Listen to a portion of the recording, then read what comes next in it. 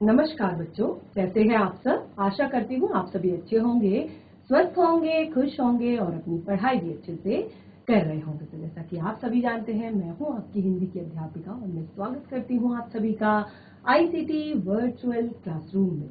और आज हम यहाँ पर एकत्रित हुए हैं पढ़ने के लिए क्लास 6 की हिंदी। क्लास 6 की हिंदी में हम पढ़ रहे हैं अपनी वसंत पाठ्य पुस्तिका का चैप्टर अक्षरों का महत्व, जो कि गुणाकर मूले जी द्वारा लिखा गया है। और हमने ये चैप्टर अक्षरों का महत्व कंप्लीट कर लिया है। पूरा चैप्टर रीडिंग हमने यहाँ पर किया, पाठ को हमने यहाँ पर बहुत अच्छे से पढ़ा, बहुत अच्छे से हमने पाठ को यहाँ पर एक्सप्लेन किया आप सभी को, आप सभी ने भी रीडिंग की। लेकिन जैसे कि मैंने आपको ये बताया, जो हमारा ये चैप्टर है ये बहुत ही ज्यादा इम्पोर्टेंट है, बहुत ही ज्यादा महत्वपूर्ण है। कि चाहे आप ये ना सोचे कि केवल परीक्षाओं की दृष्टि से ये महत्वपूर्ण है, ये चैप्टर आपका महत्वपूर्ण है आपके लिए कि आपके ज्ञान को बढ़ाने के लिए, आपकी नॉलेज को बढ़ाने के लिए, कि आप आखिर अगर हमें अक्षर ज्ञान ना होता, जिसके लिए आज ये पूरी प्रोसेस चल रही है कि आप स्कूल आ रहे हैं, आप पूरा बैग रेडी करके आते हैं, आपके माता पिता आपके लिए ही पूरा ये सारी चीजों की जद्दोजहद में लगे हैं। तो इन सभी चीजों के लिए आप किसके लिए ये सारी चीजें कर रहे हैं? अक्षरों को जानने के लिए, अक्षरों को समझने के लिए, अक्षरों को पढ़ने के लिए, अक्षर के महत्व को समझने के लिए। तो हम एक बार फिर से इस चैप्टर को देखेंगे एक रेफरेंस वीडियो के माध्यम से। आप देखेंगे जो भी चीजें मैंने आपको बताई थी, यहाँ पर जो भी बातें मैंने आपको एक्सप्लेन की थी, वो एक वीडियो के माध्यम से आप यहाँ पर देखेंगे, पढ़ेंगे और सुनेंगे। और उसमें आपको यहाँ पर क्लियर होगा कि कैसे अक्षर बने, कैसे अक्षर अस्तित्व में आए, कैसे अक्षरों का निर्माण हुआ। चलिए एक बार वीडियो देखते हैं और उसके बाद हम शुरू करेंगे इस पाठ से जुड़े हुए प्रश्नोत्तर। तो बच्चों, इस तरह आपने अक्षरों की कहानी को समझा, अक्षरों की कहानी को पढ़ा। तो अब आप समझ गए होंगे कि हमारे लिए अक्षर ज्ञान कितना ज्यादा जरूरी है, समझना कितना ज्यादा जरूरी है, कि अक्षर हमारे लिए कितने ज्यादा इम्पोर्टेंट है, कितने ज्यादा महत्वपूर्ण है। तो अब सभी बच्चे अपनी पढ़ाई पर ध्यान देंगे, अच्छे से पढ़ाई करेंगे और एक अच्छे विकसित इंसान के रूप में, एक अच्छे व्यक्ति के रूप में संसार में आगे बढ़ेंगे और अपने आने वाली पीढ़ी को भी कुछ अपना ज्ञान, अपने विचार देंगे। तो अब हम इस पाठ से जुड़े हुए प्रश्नोत्तर यहाँ पर करने वाले हैं। पाठ आपका बहुत ही ज्यादा इम्पोर्टेंट है, तो पाठ के प्रश्नोत्तर भी आपके बहुत ज्यादा इम्पोर्टेंट हैं। तो आप देखेंगे ये पूरा जो आपको यहाँ पर दिखाया जा रहा है, ये आपके पूरे चैप्टर का सॉल्यूशन है। तो आप बिल्कुल रेडी हो जाइए कॉपी पेन पेंसिल लेकर, क्योंकि इसको आप लिखने भी वाले हैं, साथ के साथ प्रश्नों को पढ़ेंगे, उसके बाद प्रश्न के उत्तरों को हम यहाँ पर लिखेंगे। तो बिल्कुल रेडी हो जाइए कॉपी पेन पेंसिल के साथ। हम शुरू करते हैं अपने अक्षरों का महत्व, जो कि गुणाकर मूले जी द्वारा लिखा गया चैप्टर है और ये एक निबंध के रूप में लिखा गया है, जैसे कि मैंने आपको बताया। तो इस निबंध से हम जुड़े हुए प्रश्न यहाँ पर करेंगे। पहला प्रश्न हमारा इस पाठ से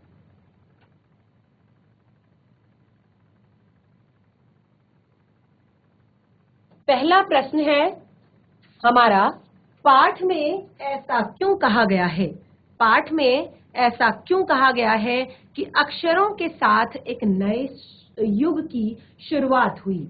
तो आपको क्या लगता है कि पाठ में ऐसा क्यों कहा गया है कि अक्षरों के साथ ही एक नए युग की शुरुआत हुई? देखिए, पहले सारे क्वेश्चन समझ लेते हैं, उसके बाद हम आंसर इनका देंगे। तो पाठ में हमें ऐसा इसलिए बताया गया है अक्षरों के साथ एक नए युग की शुरुआत हुई, क्योंकि अक्षरों के बाद ही, जब से मनुष्य को अक्षर ज्ञान हुआ, उसी के बाद, अक्षर ज्ञान होने के बाद ही इंसान ने तेजी से विकास करना शुरू किया, एक सभ्य मनुष्य के रूप में उसने विकास करना शुरू किया। अक्षरों की खोज का सिलसिला कब और कैसे शुरू हुआ? पाठ को पढ़कर उत्तर दें। अक्षर ज्ञान से पहले मनुष्य अपनी बात को दूर दराज के इलाकों तक पहुंचाने के लिए किन किन चीजों का सहारा लेता था, किन किन चीजों का प्रयोग करता था? तो एक बार इन सभी प्रश्नों के उत्तर आप देने की कोशिश करेंगे। तो चलिए, आपने पूरा चैप्टर भी पढ़ लिया है, पूरा वीडियो भी आपने बहुत अच्छे से देख लिया है। अब सभी बच्चे जिन्होंने इस चैप्टर को शुरू से पढ़ा है, हैंड रेज करेंगे एक एक करके, जिसको भी प्रश्न का उत्तर आता है। और मैं ऐसा नहीं कह रही हूं कि आपको पूरा क्लियर उत्तर बताना है, उत्तर मेरे पास पूरा यहाँ पर रखा हुआ है, पूरा चैप्टर का सॉल्यूशन है, चैप्टर आपको लिखवाया जाएगा। लेकिन उससे पहले मैं आप लोगों से जानना चाहती हूँ कि आप लोगों को पाठ कितना समझ में आया। ठीक है, तो चैप्टर में पाठ में जो हमारा पहला प्रश्न है वो है, पाठ में ऐसा क्यों कहा गया है कि अक्षरों के साथ ही एक नए युग की शुरुआत हुई। फटाफट हैंड रेज करेंगे, हाथ खड़ा करेंगे जिसको भी आता है इस प्रश्न का उत्तर। आखिर क्यों कहा गया? देखिए थोड़ा सा मैंने हिंट आपको यहां पर भी दे दी आंसर की। चलिए, बहुत काफी 3 से 4 दिन हो गए हैं इस चैप्टर को पढ़ते पढ़ते, और अभी हमने एक छोटी सी वीडियो के माध्यम से भी इस पूरे चैप्टर को देख लिया है कि कैसे हमारी पृथ्वी पर कैसे हमारी पृथ्वी बनी, कैसे मनुष्य का विकास हुआ, कैसे मनुष्य के मस्तिष्क का विकास हुआ, कैसे उसने अक्षरों की खोज की। क्योंकि पहले के समय का जो मनुष्य था वो सोचता था कि अक्षरों की खोज ईश्वर द्वारा की गई है। तो कैसे हम बता सकते? चलिए फटाफट हैंड रेज कीजिए, कोई भी स्कूल, कोई भी बच्चा फटाफट हैंड रेज करेंगे जिसको भी इस प्रश्न से, इस पाठ से जुड़ा हुआ ये प्रश्न आता है। क्योंकि हमारी क्लास तब तक सक्सेस नहीं होती जब तक आपको कुछ समझ में नहीं आता। अगर आपको कुछ समझ में नहीं आया है तो फिर क्या फायदा हमारी 3 से 4 दिन पहले से जो चल रही है क्लास। चलिए, तो हमारा जो पाठ है इसमें पहला प्रश्न है, पाठ में ऐसा क्यों कहा गया है कि अक्षरों के साथ एक नए युग की शुरुआत हुई। तो देखिए अब हम इनका उत्तर जानते हैं कि कैसे इसमें कहा गया है कि अक्षर के साथ ही एक नए युग की शुरुआत हुई। पहला आपका उत्तर है, पाठ में लेखक के अनुसार अक्षरों के साथ एक नए युग की शुरुआत हुई क्योंकि उनके अनुसार अक्षरों की खोज से पहले का जो आदमी था उसको अक्षरों की खोज के बाद का जो आदमी था उसको सभ्य कहा जाने लगा। क्योंकि जो इंसान था, जो पहले का इंसान था, वो समझता था कि अक्षरों की खोज भगवान ने की है। लेकिन जब हमें ये पता चला कि अक्षरों की खोज किसी इंसान ने की है तो उस पर जब हमने और खोज की तो तब जाकर हमें पता चला कि जब से अक्षरों की खोज हुई तब से जो आदमी था वो अपने सभी कार्यों का हिसाब किताब, अपने सभी कार्यों का हिसाब किताब वो रखने लगा, और इसके साथ ही अपने विचारों को भी उसने लिखना शुरू कर दिया। अपने विचारों को उसने लिखना शुरू कर दिया, अपने काम का हिसाब किताब वो रखने लगा। और आदमी ने जब से लिखना शुरू किया, आदमी ने जब से लिखना शुरू किया तभी से इतिहास की शुरुआत हुई। क्योंकि जो भी हमें दस्तावेज मिले, जब तक के भी हमें दस्तावेज मिले, उसी को हमने अपना इतिहास कहा। उसी से हम जान पाए कि कैसे कौन कौन से हमारे देश में इससे पहले राजा हुए और कैसे हमारे देश में या कौन कौन सी सभ्यताएं हमारे देश में या हमारी पृथ्वी पर हुई इससे पहले। ठीक है, और उसका एक ही उसका एक सबूत था, एक ही प्रूफ था कि उनके जो सारी चीजें थी वो रिटन में लिखी हुई थी। उनकी जो सारी बातें थी, उनके जो सारे दस्तावेज थे वो कैसे थे? रिटन में थे। तो जब से आदमी ने लिखना शुरू किया तब से इतिहास प्रारंभ हुआ। किसी भी कौम या देश का जो इतिहास होता है वो तब से शुरू होता है जब आदमी के लिखे हुए दस्तावेज मिलने लगते हैं, जब आदमी के लिखे हुए लेख मिलने लगते हैं। तो आपको पहला उत्तर समझ में आया सभी को? और साथ के साथ नोट डाउन भी करेंगे। देखिए साथ के साथ अपना उत्तर नोट डाउन। वैसे तो चैप्टर को हमने कई बार पढ़ लिया है, अब मुझे नहीं लगता कि आपको बार बार इसको रिपीट करने की जरूरत है। बहुत ही छोटा सा आपका चैप्टर है और 3 से 4 दिन में हमने कंप्लीट किया है। तो आप सोच सकते हैं कि कितनी बार हमने उसको रिपीट करके समझा है, पढ़ा है। तो यहाँ पर फिर से एक बार चैप्टर उत्तर आपका रिवाइज करती हूँ, आप नोट डाउन कीजिए। पाठ में लेखक के अनुसार अक्षरों के साथ एक नए युग की शुरुआत हुई क्योंकि उनके अनुसार अक्षरों की खोज से आदमी सभ्य कहलाने लगा। क्योंकि वो अपना सारा हिसाब किताब, अपने सारे विचार लिख कर रखने लगा, अपने सारे कार्यों का हिसाब रखने लगा, अपने विचारों को लिख कर रखने लगा। और देखिए इतिहास आदमी को जब से आदमी ने लिखना शुरू किया तभी से हमारा इतिहास प्रारंभ हुआ, क्योंकि किसी भी देश का इतिहास तब शुरू होता है जब वहां के लिखे हुए लेख या वहां से जुड़े हुए कोई दस्तावेज हमें प्राप्त होते हैं। चलिए, नोट डाउन कर लिया सभी बच्चों ने?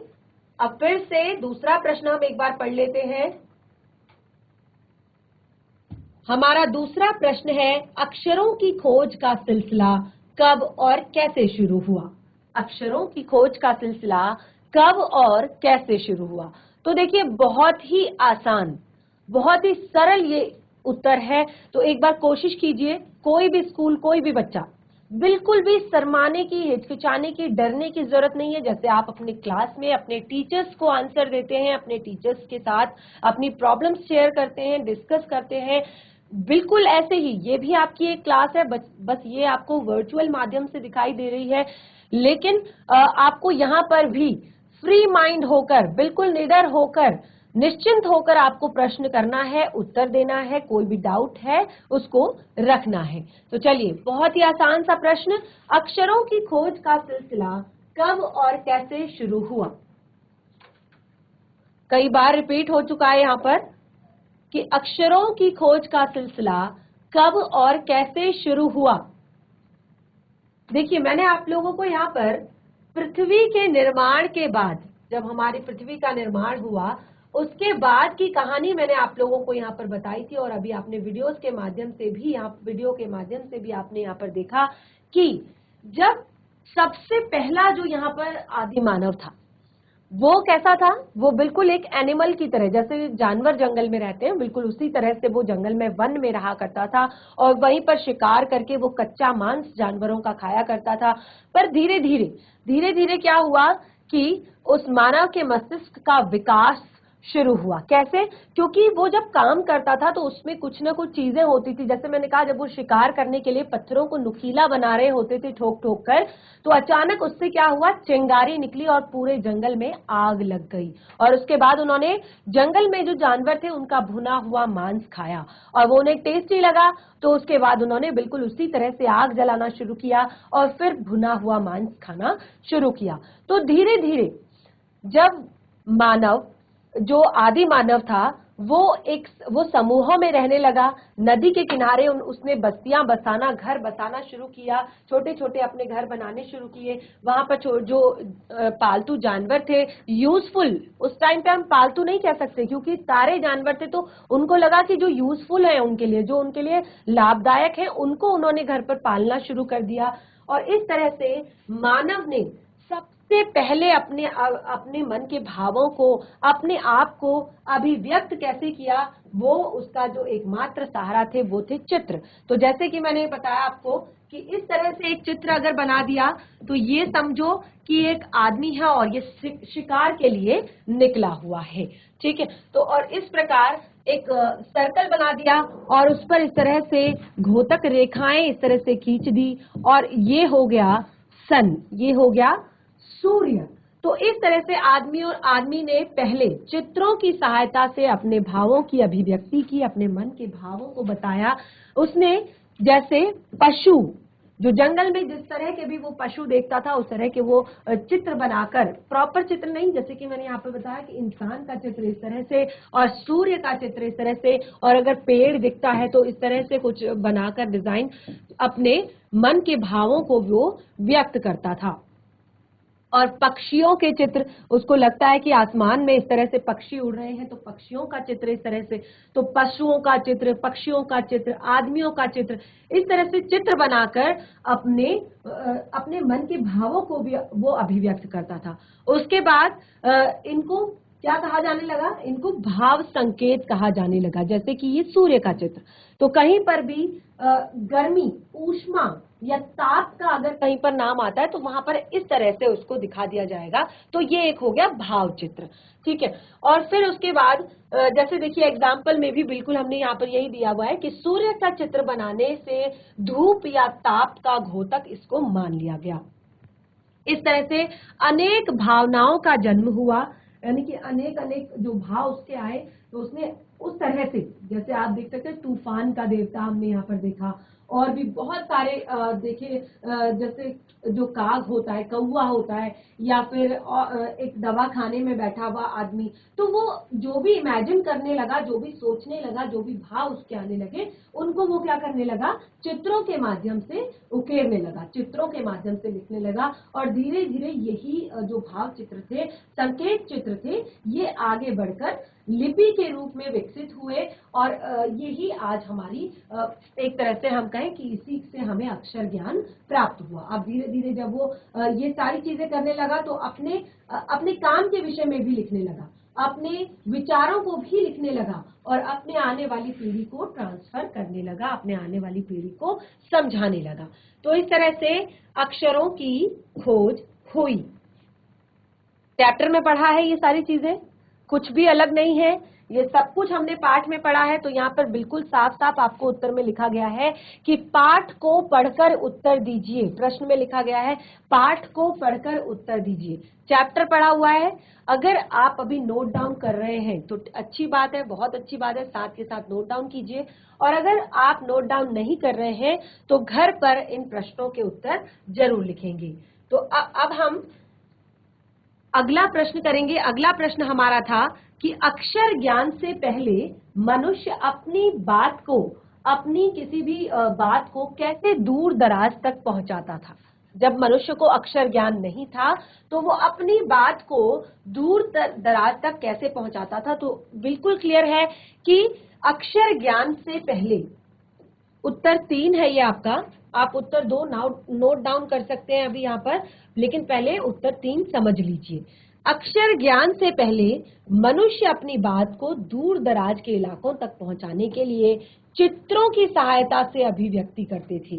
ठीक है, अगर किसी को बताना हो, कोई बात एक्सप्लेन करनी हो, कोई चीज एक्सप्लेन करनी हो, तो क्या करते थे, चित्रों की सहायता से वो अपनी बात को रखते थे। और चित्र कैसे होते थे, पशुओं का चित्र, पक्षियों का चित्र, आदमियों का चित्र। और जैसे कि यहाँ पर आपको बहुत सारी चीजें दिखाई गई थी, जो मैंने अभी आपको पहले वाले प्रश्न में एक्सप्लेन किया कि तूफान का देवता, दवाखाने में बैठा हुआ आदमी, या उड़ने जो कौवा जो होता है पक्षी, उसका चित्र।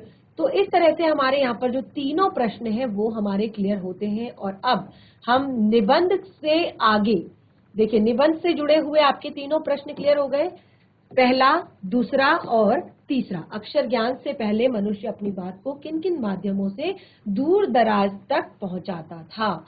ठीक है, तो क्लियर सभी को क्लियर हो चुका है। अब हम निबंध से आगे, यानी कि आपको इस निबंध से आगे भी कुछ प्रश्न दिए हैं, क्योंकि पाठ आपका बहुत ही ज्यादा इंटरेस्टिंग है, तो इसमें इनको भी हम पढ़ लेते हैं। पहला प्रश्न है, अक्षरों के महत्व। अक्षरों के महत्व की तरह ध्वनि के महत्व के बारे में जितना जानते हो लिखो। तो ये तो आपके लिए है, अक्षरों के महत्व के की तरह ध्वनि के महत्व को आप कितना जानते हैं। देखिए, अगर कोई चीज आपको सिर्फ और सिर्फ पढ़कर बता दी जाती है, अगर मैं आपको चैप्टर रीड करवा दूं, चैप्टर रीड करो और आपको क्लियर हो जाता है कि आपने पढ़ लिया, समझ लिया, लेकिन आप उस चीज को उतनी देर तक माइंड में नहीं रख पाते हैं। क्यों नहीं रख पाते हैं? क्योंकि कभी आपने पढ़ा और आपका ध्यान इधर उधर था और आप नहीं उसको ध्यान पूर्वक पढ़ पाए, समझ पाए, तो आप उसको तुरंत भूल सकते हैं। लेकिन अगर आप पढ़ने के साथ साथ सुन भी रहे हैं, तो आप सॉन्ग सुनते हैं, गाने सुनते हैं, आपको भले ही ये चैप्टर अभी याद ना हुआ हो, लेकिन मैं अभी यहाँ पर अगर एक गाना प्ले कर दूं तो वो थोड़ी देर में आप गुनगुनाने लगेंगे, थोड़ी देर में वो सॉन्ग आपको याद हो जाएगा। क्या आप जितने भी मूवीज से रिलेटेड जितने भी सॉन्ग होते हैं, क्या आप उनको लिख लिख कर याद करते हैं? क्या आप उनको लिखते हैं पहले, तब आपको याद, लिखते हैं फिर पढ़ते हैं फिर याद होता है? नहीं। कैसे याद होता है? क्योंकि आप उसको सुनते हैं कानों से, है ना। तो वो क्या होता है, आपको अच्छा लगता है, आप उसको ध्यान से सुनते हैं, तभी आप उसको समझ पाते हैं, और तभी आपको वो इंटरेस्टिंग भी लगता है। तो अब आपने इस प्रश्न का उत्तर देना है कि अक्षरों के महत्व की तरह ध्वनि के महत्व। तो क्या है ध्वनि का महत्व, साउंड का महत्व क्या है, वो आपने यहां पर बताना है। अगला है प्रश्न, मौखिक भाषा जीवन में मौखिक भाषा का जीवन में क्या महत्व होता है, इस पर शिक्षक के साथ कक्षा में बातचीत करो। तो जब हमने आपके हिंदी व्याकरण का पहला सेशन यहाँ पर स्टार्ट किया था, हिंदी व्याकरण का जब हमने पहला सेशन यहाँ पर स्टार्ट किया था, तो हमने उसमें सबसे पहली चीज जो थी जिस पर हमने डिस्कस किया था वो थी हमारी भाषा, और जिसमें हमने बताए थे भाषा के प्रकार। तो भाषा के कितने प्रकार होते हैं? भाषा के मुख्य रूप से दो प्रकार होते हैं, मौखिक भाषा और लिखित भाषा। मौखिक भाषा जिसको हम मुंह से बोलकर, जैसे कि मैं आपको अभी मुंह से बोलकर सारी चीजें बता रही हूं, और जब आप इन प्रश्नों का उत्तर लिखकर मुझे देंगे तो वो होगी लिखित भाषा। ठीक है, अभी हम यहाँ पर क्लास में क्या कर रहे हैं? डिस्कशन कर रहे हैं। मौखिक रूप से हम क्या कर रहे हैं? प्रश्नों उत्तर डिस्कस कर रहे हैं, तो ये हमारी मौखिक भाषा है। ठीक है, जब हम बोलकर इंसान को अपनी बात को बताते हैं, अपने मन के भावों को व्यक्त करते हैं, तो वो है मौखिक भाषा। और जब हम लिखकर किसी चीज को लिखकर व्यक्त करते हैं, जैसे कहानी, कविता, ठीक है, तो ये क्या है? आपकी लिखित भाषा। और अगर आप रेडियो पर समाचार सुन रहे हैं तो ये क्या है? आपका मौखिक भाषा। लेकिन सुबह आप न्यूज़पेपर में कोई इंफॉर्मेशन, सूचना पढ़ रहे हैं तो वो है आपकी लिखित भाषा। ठीक है, और जिस तरह जब मैंने कहा सॉन्ग सुनने की बात, कोई गाना अगर आप सुन रहे हैं तो वो है मौखिक भाषा। अगर आप न्यूज सुन रहे हैं अपनी टीवी में तो वो है मौखिक भाषा। ठीक है, और उसी को अगर आपको रिटन में दे दिया जाए सारी चीजें, कोई पुस्तक पढ़ते हैं, कोई कहानी पढ़ते हैं, कोई कविता पढ़ते हैं, कोई अगर आप कहते हैं मैम मुझे कल की छुट्टी चाहिए, तो ये केवल आप मौखिक रूप से मुझे इंफॉर्मेशन दे रहे हैं। लेकिन अगर आप मुझे प्रॉपर एप्लीकेशन लिखकर देते हैं कि मैम मुझे कल की छुट्टी चाहिए, तो वो है आपकी लिखित भाषा। क्लियर? तो मौखिक भाषा और लिखित भाषा पर हम बहुत अच्छे से अपनी हिंदी व्याकरण की क्लास में डिस्कस कर चुके हैं।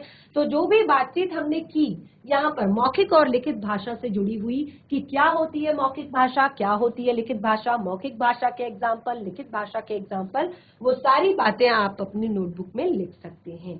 निबंध से आगे है, यानी कि जो पाठ से जुड़े हुए प्रश्न है वो डिस्कस हम कर चुके हैं। आगे के प्रश्नों को आपने खुद से लिखना है, खुद से डिस्कस करना है। अगला है प्रश्न, हर वैज्ञानिक खोज के साथ किसी न किसी वैज्ञानिक का नाम जुड़ा होता है। ठीक है, जो भी वैज्ञानिक खोज होती है, जो भी साइंटिफिक खोज होती है, जो भी साइंस जो भी खोज करता है, विज्ञान जो भी खोज करता है, उसके पीछे एक वैज्ञानिक का नाम होता है। भले ही वो खोज एक इंसान की ना हो, क्योंकि एक बार में एक चीज अचानक से खोज नहीं की जा सकती। ठीक है, जैसे आप आगे पढ़ेंगे, न्यूटन ने गुरुत्वाकर्षण की खोज की। जो न्यूटन थे महान वैज्ञानिक, उन्होंने गुरुत्वाकर्षण की खोज की। कैसे उन्होंने गुरुत्वाकर्षण की खोज की? कि वो एक एप्पल के पेड़ के नीचे बैठे हुए थे, सेब के पेड़ के नीचे बैठे हुए थे, और अचानक सेब आकर सेब उनके हाथ पर गिरा, सर पर गिरा या उनके ऊपर गिरा। तो उन्होंने सेब उठाया और उनके दिमाग में आया कि आखिर ये सेब कैसे गिरा, आखिर ये सेब नीचे ही क्यों गिरा, क्या रीजन है कि ये सेब नीचे ही गिरा। तो इसी पर उन्होंने बहुत विचार किया, बहुत सारा आगे उन्होंने इस पर रिसर्च की, और तब जाकर उन्होंने गुरुत्वाकर्षण की खोज की। अब ये गुरुत्वाकर्षण क्या होता है, शायद अभी आप क्लास 6 में हैं और आप सभी ने शायद नहीं पढ़ा है। आगे की क्लासेस में, क्लास 7, 8, 9, जब आपकी साइंस की बुक में आप ये पढ़ेंगे सारी चीजें, पूरा एक टॉपिक है, बहुत ही ज्यादा इंटरेस्टिंग है। तो देखिए, गुरुत्वाकर्षण होता है हमारी पृथ्वी के द्वारा लगाए जाने वाला बल, जिसके कारण आज हम यहाँ पर स्टेबल हैं, हम खड़े हैं, हमारी गाड़ी खड़ी हो पाती है, हम खड़े हो पाते हैं। तो ये सिर्फ रीजन है कि गुरुत्वाकर्षण। आप एक बॉल को ऊपर की ओर उछालिए और वो सीधे आकर आपको नीचे आपके हाथ पर गिर जाएगी, तो इसका रीजन है गुरुत्वाकर्षण। इसी तरह से आइंस्टीन ने भाप के इंजन की खोज की, रॉबर्ट हुक ने कोशिका की खोज की, सेल्स जो हम जिससे हमारा शरीर बना हुआ है, कोशिका, सेल्स। उन्होंने एक प्याज का छिलका लिया, प्याज को काटा, और उन्होंने जब प्याज का जो बहुत ही अंदर का महीन, आप ये सारी चीजें आगे आप अपने चैप्टर्स में पढ़ेंगे और बहुत ही ज्यादा इंटरेस्टिंग है और बहुत ही ज्यादा मजेदार है आपकी साइंस। तो यहाँ पर बताया गया है कि हर वैज्ञानिक खोज के साथ किसी न किसी वैज्ञानिक का नाम जुड़ा होता है, लेकिन अक्षरों के साथ ऐसा नहीं है। क्यों अक्षरों के साथ ऐसा नहीं है? क्यों? पता करो और अपने शिक्षक को बताओ। तो देखिए बच्चे, ये तो पूरा प्रॉपर आपके लिए। अब आपको बताना है मुझे, नेक्स्ट जो क्लास होगी आपको क्लियर करना है कि आखिर ऐसा क्यों। मैंने आपको साइंस के यहाँ पर कुछ वैज्ञानिकों के नाम बताए कि उन्होंने उनकी खोज की तो उनके नाम उनकी खोज के आगे उनका नाम लिखा गया, लेकिन अक्षरों के साथ ऐसा क्यों नहीं है? तो ये तो मैं आपके साथ डिस्कस नहीं करूंगी, ये आप ही मुझे बताएंगे। होमवर्क है, याद कर लीजिए, आपकी नोट आपकी पाठ्य पुस्तिका में दिया गया ये प्रश्न है। आप मेरे साथ डिस्कस करेंगे तभी मैं जान पाऊंगी कि आपने इस चैप्टर से कितना सीखा। अगला प्रश्न है, भाषा, एक भाषा को कई लिपियों में लिखा जा सकता है, उसी तरह कई भाषाओं को एक लिपि में लिखा जा सकता है। नीचे एक ही बात को अलग अलग भाषाओं में दिया गया है, इन्हें ध्यान से देखो और इन दिए गए वर्णों की मदद से कोई नया शब्द बनाने की कोशिश करो। तो कोशिश कीजिएगा, और अगर आपसे सॉल्व हो पाता है और अगर नहीं हो पाता है तो नेक्स्ट हमारा सेशन है, उस पर हम डिस्कस करेंगे। आज के सेशन का समय हमारा यहीं पे समाप्त होता है। जो कुछ भी हमने यहाँ पर पढ़ा है उसको घर पर जरूर रिवाइज करें। पाठ से जुड़े हुए प्रश्नों उत्तर को अपनी नोटबुक में नोट डाउन करें, नोटबुक में लिखें प्रॉपर तरीके से, अच्छी तरीके से, बिल्कुल पाठ चैप्टर का नाम और चैप्टर नंबर, और साथ ही पाठ का अगर आप थोड़ा बहुत सारांश लिख सकते हैं तो वो भी लिखेंगे, और फिर प्रश्नों उत्तर आप लिखेंगे। तो बिल्कुल आज का सेशन हमारा यहीं पे समाप्त होता है। हम मिलेंगे अपने नेक्स्ट सेशन में एक नए पाठ के साथ। तब तक के लिए धन्यवाद। आपका दिन शुभ हो।